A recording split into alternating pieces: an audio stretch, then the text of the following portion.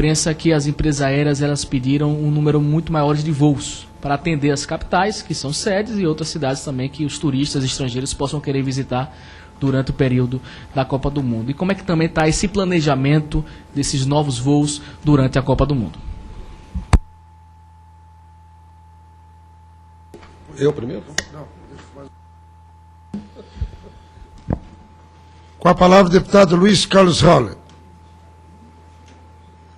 Senhor presidente, doutor Gustavo do Vale, Cláudio Zanelli, é uma satisfação poder ouvir, né, notícias boas, né, alvissareiras, no momento em que presenciamos nesses últimos anos um crescimento da demanda expressivo do número de passageiros. Me lembro ainda quando do aeroporto de São Paulo e Congonhas, Guarulhos e Brasília tinha um movimento muito pequeno. Eu estou aqui nessa casa há 24 anos e realmente era um privilégio ter, né, essa estrutura que atendia à demanda da época. Com a ousadia das empresas aéreas, e passou-se a ter uma oferta muito maior de voos e, consequentemente, também uma irresponsabilidade das companhias aéreas, diminuindo o tamanho dos bancos, a intensidade de voos.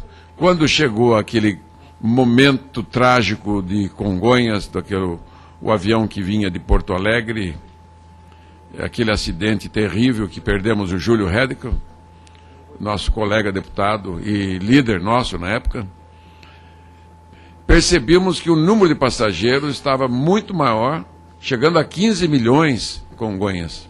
Tinha ultrapassado Guarulhos, que tinha uma estrutura maior.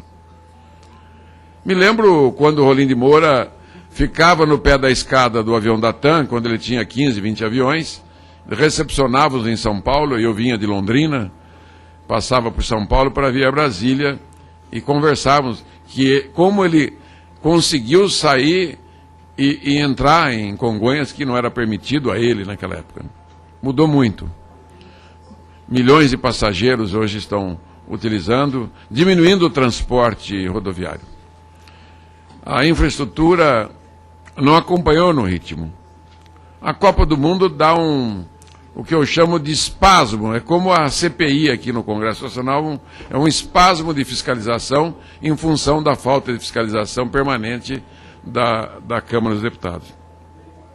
Esse volume de investimento recupera uma boa parte do tempo perdido em falta de investimentos nos aeroportos brasileiros.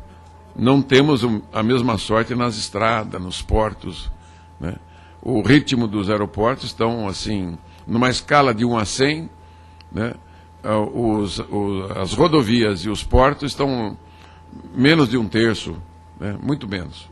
Então, do que vocês têm avançado. Para nós que utilizamos essa ferramenta de transporte, esse instrumento de transporte, um país continente, eu não tenho como ir e vir a Brasília se não for por avião. Um carro levaria 20 horas para chegar de Londrina aqui e não haveria quem suportasse. E deputado e senador que não está toda semana na base, ele não representa o seu povo. Ele passa a ser uma elite, como nas elites antigas, né, que tinha na monarquia e mesmo na república no começo dela. Então eu quero dizer que é muito bom ouvir isso. Segundo, aeroporto de Curitiba, né, evidentemente está recebendo investimento, não está concluído.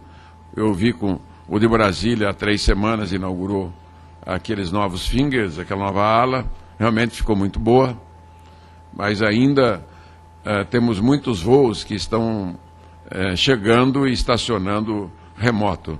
E tem outras ampliações a caminho. E o aeroporto de Curitiba precisa concluir a sua etapa. É verdade que, para a demanda, o Estado e o município já estão fazendo a sua parte. Nós tivemos que cumprir o estádio, a Arena da Baixada, investimento todo público, 100%, né, do Estado e do município, não tem um centavo da União, né?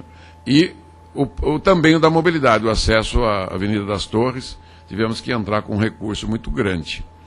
É verdade que é um investimento concentrado. Mas temos também o aeroporto de Londrina, que é alvo da minha atenção, que é a minha cidade. 1 milhão de passageiros ano, cresceu muito. Está faltando um tiquinho, como eu diz, um dedinho, e lá o que nós precisamos, na verdade, é o ILS, né? O doutor Gustavo Vaz sabe, conhece bem a realidade. Lá o aeroporto, a Infraero não tinha nem o domínio do terreno, era da prefeitura. A prefeitura passou agora recentemente 1 milhão de metros quadrados. Aquele terreno vale por baixo R$1.000 o metro quadrado. Foi passado R$1 bilhão para a Infraero. E desapropriamos mais 300 mil metros quadrados, que está sendo feita a escrituração. O Estado desapropriou em nome do município, porque o município não tinha dinheiro.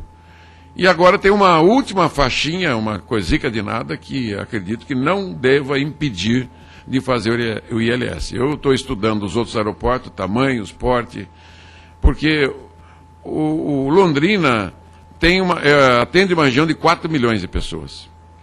Então, é uma região que tem 3 milhões de eleitores, né, e precisa desse ILS desesperadamente. É hoje o motivo de campanha em emissora de rádio e televisão, colocando inserts, associação comercial, e todo mundo cobra. E fica parecendo que nós não fazemos nada, nós congressistas. Então eu estou insistindo, apelando pelo ILS urgente.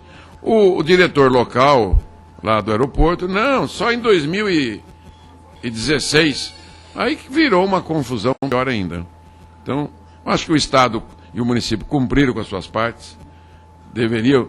A Infraero está muito bem gerida, está com dinheiro em caixa, privatizações boas. Parabenizo, né, um volume grande de dinheiro em caixa. E faço um apelo, meu amigo, um apelo mesmo, porque realmente nesta área aérea, Londrina, o terminal está dando conta, mais para frente mais investimentos.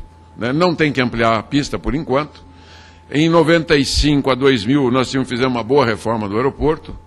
Eu mesmo que conduzi esse processo, junto ao Infraero e a ANAC na época. Muito bem.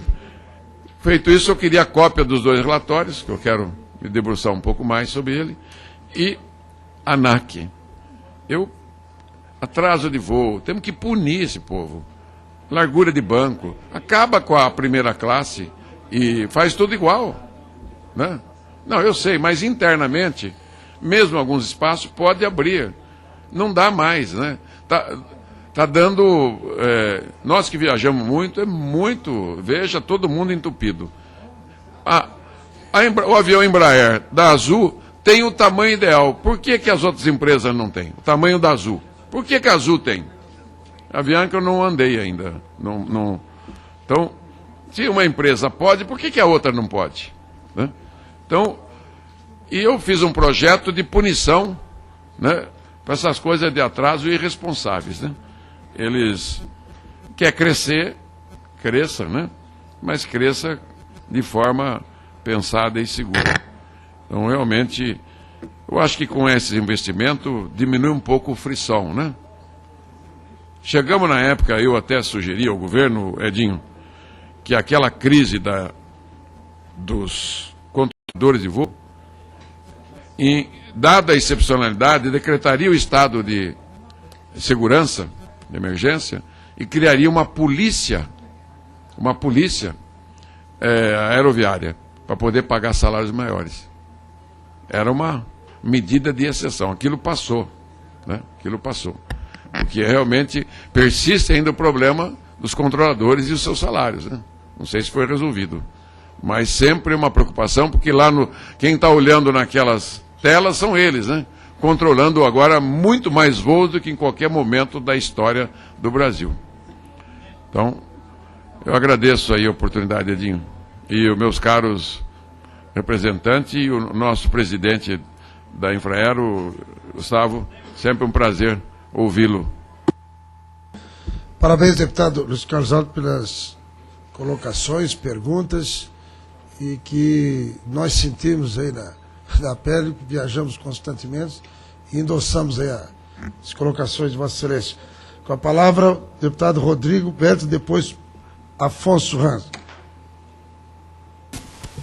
Bom, senhor presidente, na verdade minha pergunta vai se desdobrar em duas, mas são complementares. Acho que para a aviação de maneira